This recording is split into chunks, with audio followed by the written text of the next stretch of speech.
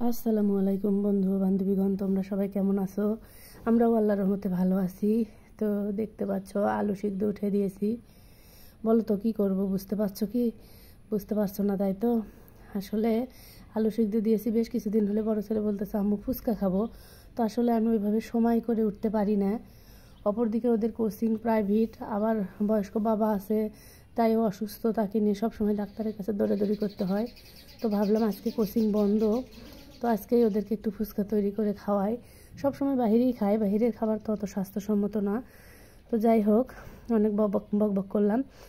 এদিকে আলুগুলো ম্যাশ করে নিচ্ছি। তো আলু ভর্তা করতেছি। তো ভর্তা করা শেষ হয়ে গেলে অপরদিকে যেটা ফুচকার মেন উপাদান, সেটা হলো পেঁয়াজ কুচি, মরিচ কুচি, শসা কুচি, ধনেপাতা কুচি। এগুলো তো ছাড়া তো ফুচকা অসম্ভব। তো এগুলো আমার ঘরে এমনিতেই সব সময় থাকে, আজও ছিল। তো ভাবলাম যে সব যেহেতু উপকরণ আছে তাহলে করেই দিই আজকে। তো আসলে একার পক্ষেরও আমার এগুলো কাজ করা সম্ভব না, দুই ছেলে আমাকে অনেক সহযোগিতা করে। ওরা যেহেতু খাবে, ওরা দুই ভাই আমাকে অনেকটাই সহযোগিতা করে। ওদের সহযোগিতায় তেই আজকে ভাবলাম যে করেই ফেলি। অপরদিকে আছে আমার ফ্রিজে টক। বললাম যে বড় ছেলেকে বললাম যে যাও তো ফ্রিজ থেকে টকটা বের করো, টকটা একটু ভিজিয়ে রাখতে হবে। তো ও যে টকটা বাইর করলো।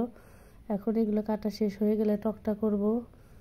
টকটা করা আরও অনেক কাজ বাদ আছে। টকটা করা হয়ে গেলে এই তো দেখতে পাচ্ছ টক এসে গেছে বলতে বলতে। তো এই টকের ভিতরে একটু পানি দিয়ে ভিজিয়ে রাখবো।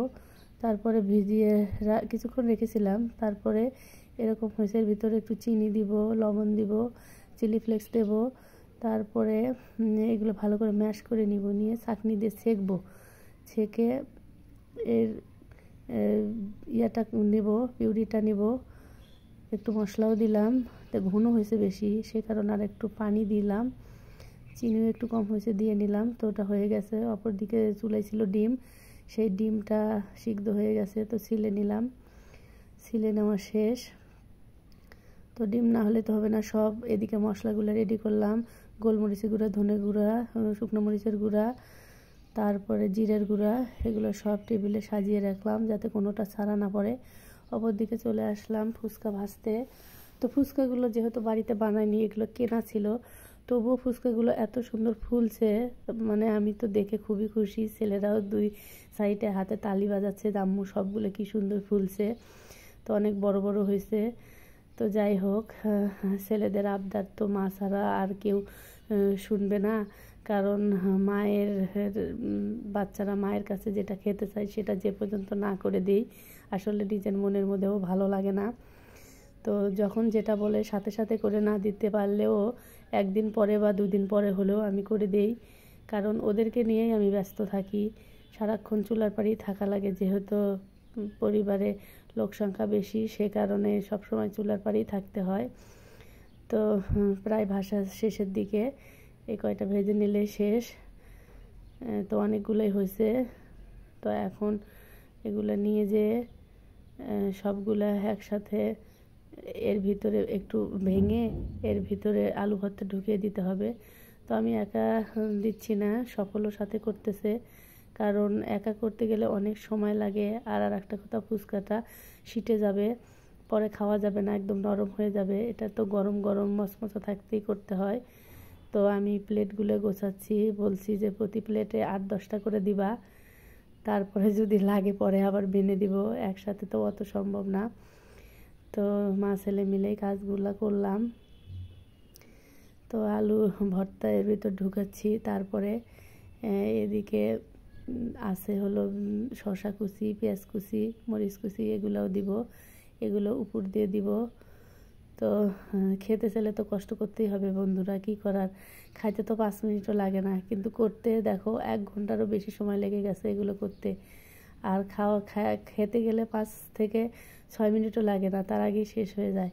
সেদিকে পেঁয়াজ কুচি দিলাম উপর দিয়ে, শসা দিলাম, তারপরে ধনেপাতা কুচি দিলাম, মরিচ কুচি দিলাম, সব কিছুই আমি দিলাম। যেহেতু বড় ছেলে ধনেপাতা, শসা কুচি এগুলো খুব একটা খেতে চায় না, তো ওকে দিলাম না।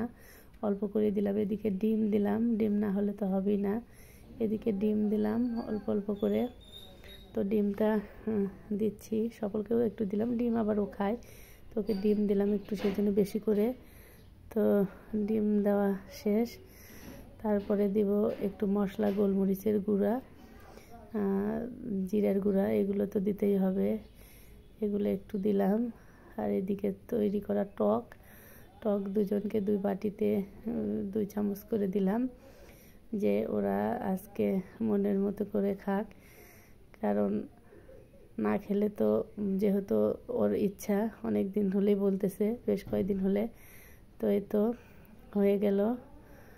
তো আমি এত কষ্ট করে করলাম, যেহেতু ছেলে বলতেছে আম্মু আপনি খেয়ে দেখেন তো কেমন হয়েছে।